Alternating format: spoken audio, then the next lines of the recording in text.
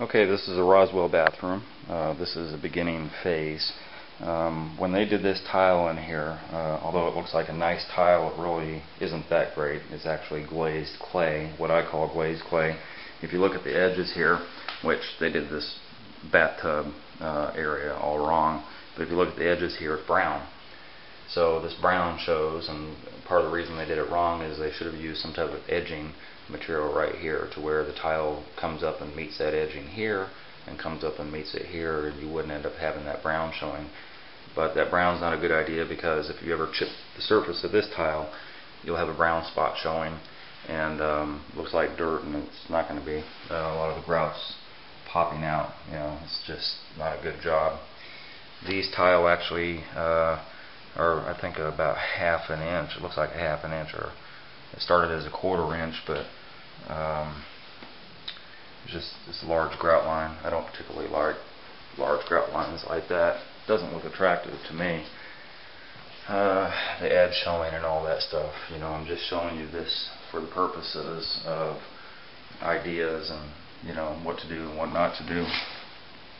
This nice trim, they just butted up against here. They didn't take the time to do a 45 cut and a 45 cut here to make them, you know, come up together nicely, which is what I would have done. Although they did over here, they just did one 45 and they did it backwards, and then they didn't do the other 45. So obviously it was a homeowner that did this tile, and we're not really doing anything here. This was an upgrade apparently from the builder's grade tile that the old owner had done. What we're concerned about is in here, and again, builder's grade, that starts right here with the marble transition. This customer believed that they had a shower pan leak, and if you look down inside this wall where they cut out, you'll see that orange membrane there as part of the shower pan, and there are some mold issues going on here because it's builder's grade tile on the other side, which has non-sanded grout and it's porous, and, you know, over the last 20 years it's gotten bad. Shower pans rarely go bad unless they were installed wrong, and that would have been known 20 years ago and not now. So there's other issues going on as far as the leakage goes, but it doesn't really matter because we're taking out the shower and doing it all over again, so it will negate any of that stuff. Again, 4x4 builder's grade tile on the floor, which we're going to take out all this floor material in the toilet and replace that with travertine. It's going to be 12x12 travertine here on a diagonal with little accent pieces every 4 tile, little diamond pieces rather.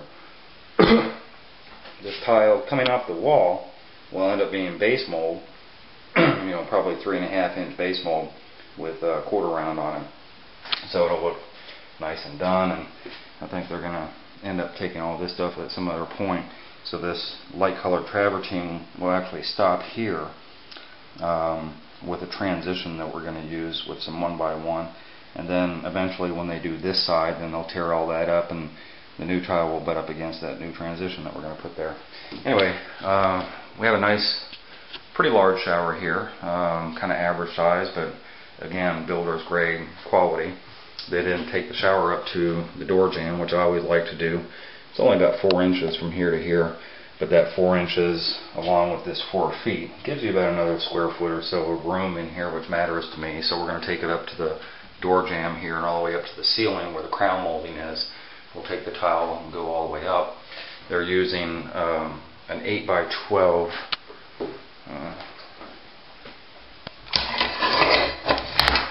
travertine. It's going to be a brick pattern.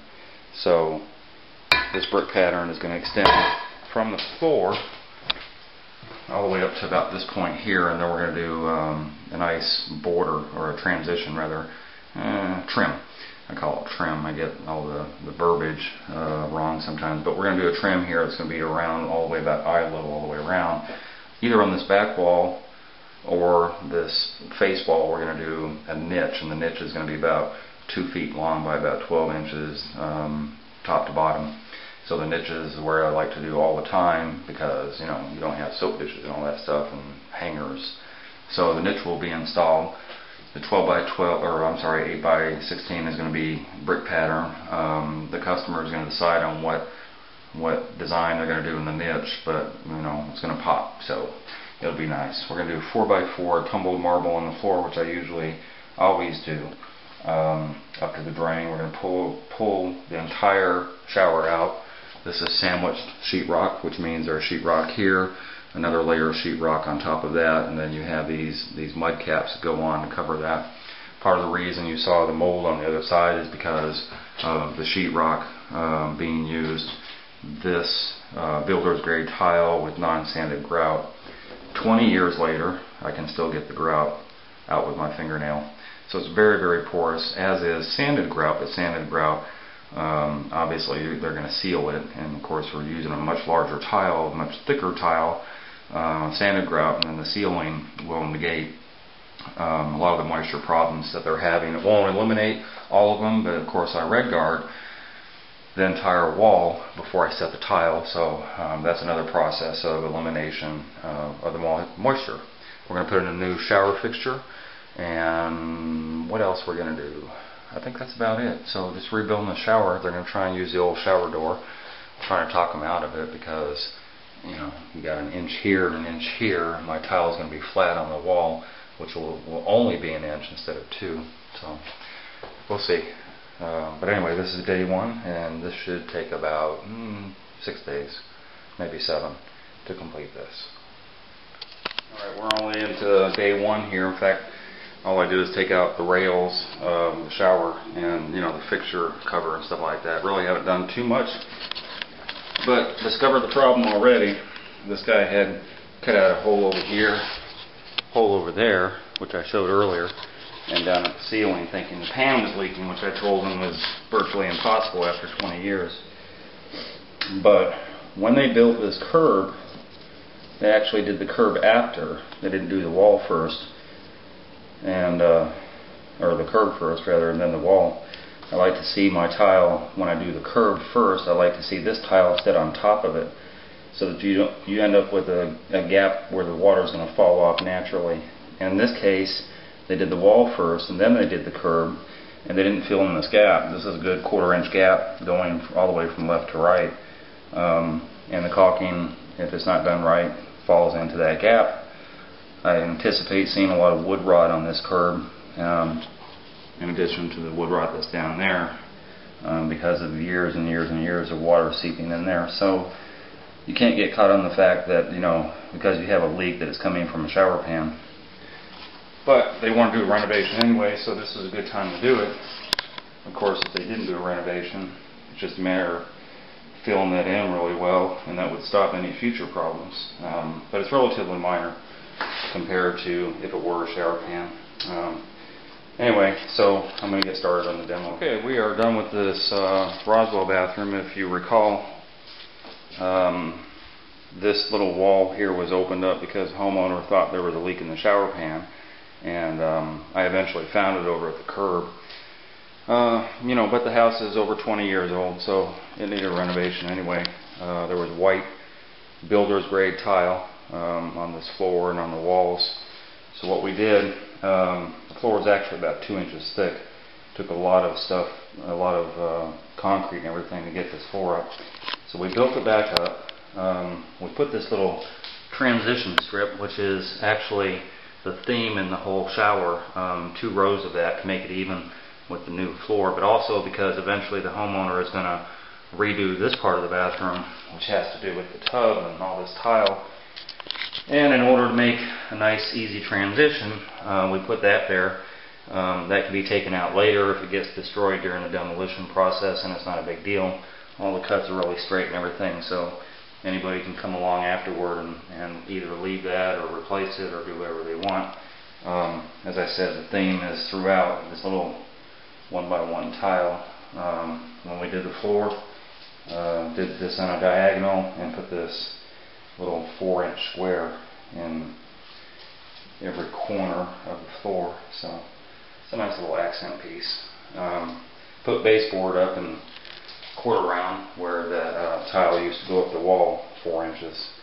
So that's a nice little finishing touch there. Have a new toilet installed. And this is the shower. And so the shower is finished. This floor leans off to the left toward that direction, and there's not much I could do about it. It was really hard manipulating this floor to that floor to get it all even and everything. So what you'll see here is the curb is probably, I don't know, an inch thicker down here than it is here. Fortunately, it only shows on the face of the curb, and it's not showing anywhere else because I managed to, when I poured the paint on, to manipulate that inch and get it back up. There was a bunch of wood rot back here, which is actually where the leak was. The wood rot got fixed before the shower pan was poured. And a new drain was put in. It had ABS plumbing, and we put a new PVC drain as well as a P-trap, which I always do. Always, always, always. We put a nice little bull nose going all the way up to the top. Then on this side, saved a little bit of money and was able to put only one bull nose because we brought the shower out that extra 4 inches, if you recall. I think the shower ended right about there. So we got about another 4 inches out of the shower by bringing it up to the door jamb. Again, this theme with the 1x1 is, again, in the shower. The homeowner wanted some rope pieces to kind of encompass that. A lot of cuts going on here. These are 8x8, so we cut all those out to make that happen. The little thing in the corner, same as over here, and brought that same theme down. And then what I always do in my niches is I always take the tile that's on the floor and I put that on a diagonal inside the niche, and I always take, usually this tile will be here, but that was too busy. So I usually take one of these tile and back cut it and put it in there, but that would have looked stupid just having one of these, so I decided to put the same themed 1x1 inside. And new shower fixture put in all the way up to the ceiling with the tile. And as you can see, this is a nice travertine 8x16, I believe it is. Personally, I'm not too crazy about it. You know, I did 1/8 spacing, but these travertine, besides the edge of the tile, have the little edging strips on all the tiles. So, you know, it is what it is. I'm not crazy about deep grout lines like that, but can't really be helped. Anyway, it's a done deal. So this is finished, and I'm going on to my next job.